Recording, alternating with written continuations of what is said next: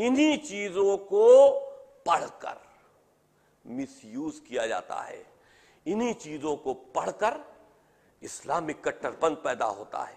इन्हीं चीजों को पढ़कर आतंकी गतिविधियां पैदा होती हैं, आतंकी संगठन आप बनते हैं। कितने लोगों को जानते हैं जो मदरसों में पढ़े और आतंकी बन गए?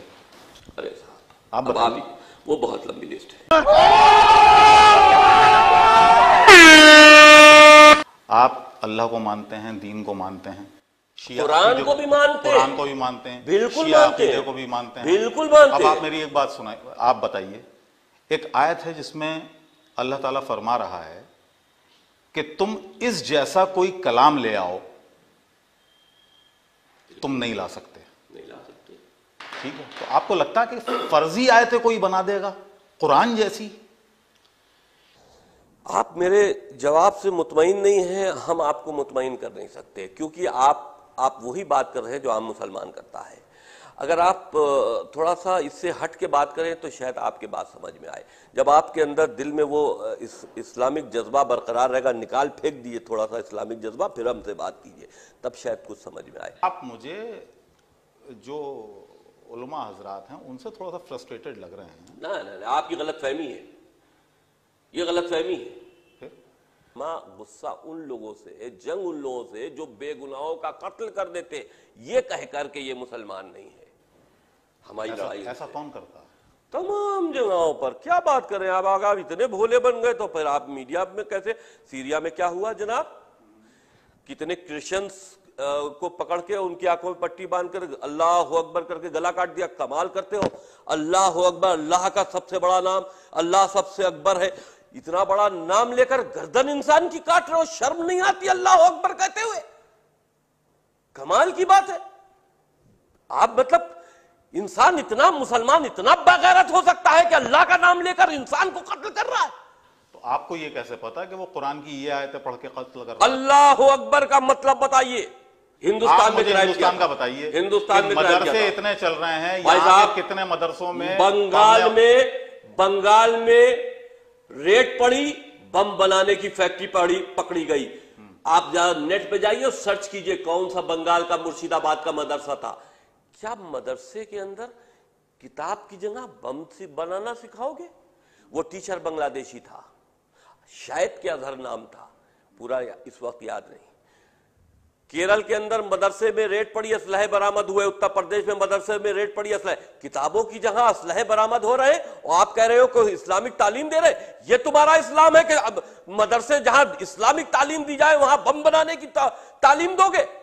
मैं एक बात ये कह रहा हूं कि आप सिर्फ अपनी, इसको मैं कहूंगा राजनीति चमकाने की बात कह लें, या अपने आप को चर्चा में रखने के लिए जो आप पे आरोप लग रहे हैं, और जो आरोप आप विद इन द कम्युनिटी आप पर ये आरोप लग रहे हैं, बहुत बड़ा हमारी बात को कमजोर करने के लिए जब किसी के पास पॉइंट। कल्बे जव्वाद साहब ने बहुत बड़ा एक एजिटेशन बुलाया। कौन? कल्बे जव्वाद। कौन? मौलाना कल्बे जव्वाद साहब। ये कौन है? ये कब्र बेचने वाले का नाम सुना है, कुछ जवाद करके नाम उसका है। मैंने उसको मौलाना तो कभी समझे ही नहीं। कब्र बेचता है, हाँ, 4-5 लाख रुपए की कब्र बेचता है। गाना बजाओ।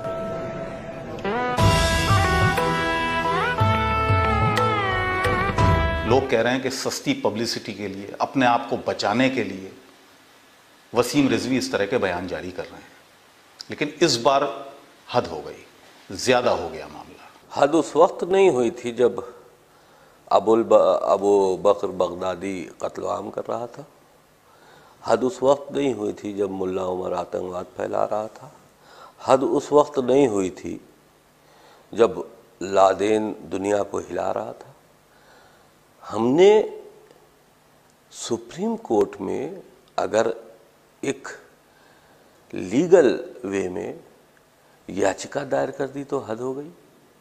किस बात की हद हो गई? नहीं तो आपको कैसे पता कि वो सब कुरान पढ़ के ये हद पार कर रहे थे? आप उनको क्या कहेंगे? आप लादेन को क्या कहेंगे?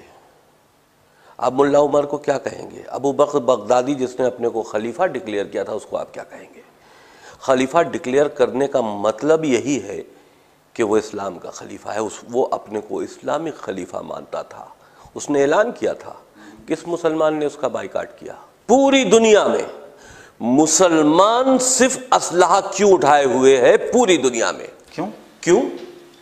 अफ्रीका में मुस्लिम आतंकवाद, सीरिया में, मिडिल ईस्ट में, अफगानिस्तान में, लंका में, यूरोप में, अमेरिका में, हिंदुस्तान में। क्यों? वो कौन सा कुरान पढ़ते हैं, कौन सा इस्लाम मानते हैं? आवाज ऊंची करने से बात को सच साबित नहीं किया जा सकता। एक चीज मुझे बताइए, आपकी दलील क्या है? आप कहते हैं ये 26 आयतें कुरान मैंने भी पढ़ा है, मैं तो आतंकवादी नहीं बना। ठीक है, कुरान आपने भी पढ़ा है, हमने भी पढ़ा है। कुरान यहाँ पर जो जितने भी मौलवी हजरात हैं उन्होंने भी पढ़ा है कुरान, बिल्कुल पढ़ा है। ठीक है, शिया हो या सुन्नी हो सबने पढ़ा है।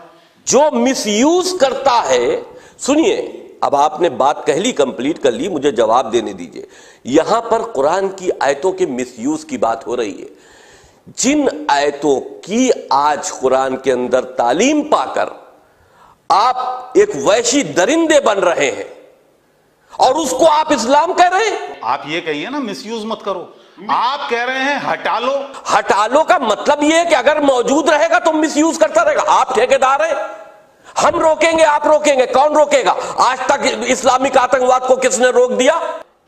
मैं जिहादियों से लड़ रहा हूं। वसीम रिजवी कभी कहते हैं सारे जितने भी मस्जिदें हैं यहाँ पे उस वक्त की बनी हुई सारी दे दी जानी चाहिए। बिल्कुल, उसको मंदिरों में तब्दील बिल्कुल दे देनी चाहिए। हराम है नमाज, कभी नमाज हराम है। कभी कहते हैं श्री राम उनके सपने में आए। लूटी हुई जगह पर, जबरन बनाई हुई जगह पर नमाज हराम है, और जब नमाज हराम है तो वो मस्जिद हो ही नहीं सकती।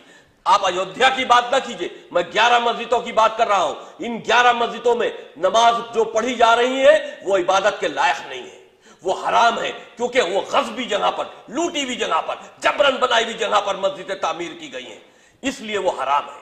अच्छी बात बोली, आपको अच्छी लगी तो ऐसे थोड़ा मार दीजिए हाथ, आप थोड़ा सा मार दीजिए, मार दीजिए, एक बार मार दीजिए।